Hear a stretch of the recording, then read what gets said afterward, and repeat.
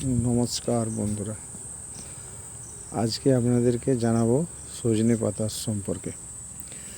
আসলে সজনে পাতাকে এখন বলা হচ্ছে অলৌকিক গাছ। সজনে পাতা খাদ্য পুষ্টিতে ভরা সুপার ফুড বলা চলে।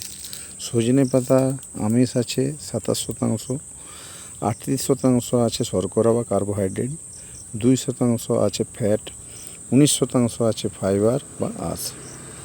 সজনে পাতায় এসেনশিয়াল অ্যামাইনো অ্যাসিড আছে 8টি, ভিটামিন এ, ভিটামিন সি, প্রচুর পরিমাণে calcium, magnesium, potassium, zinc, iron, antioxidant, প্রায় দুধের যে পুষ্টিগুণের সমান।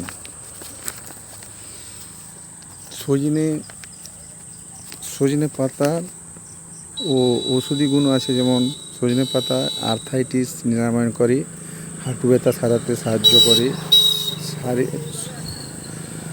ও শরীরে টক্সিন ডিটক্সিফাই করতে সাহায্য করে, শরীরকে ডিটক্সিফাই করতে সাহায্য করে।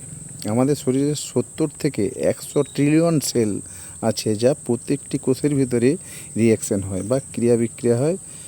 তাতে কিছু টক্সিন ও বিষাণু ক্ষতিকর পদার্থ সেলের ভিতরেই তৈরি হয়, আর এইগুলো সেলের ভিতরে থেকে গেলে মানুষের কোনো দিনই সুস্থ থাকতে পারবে না।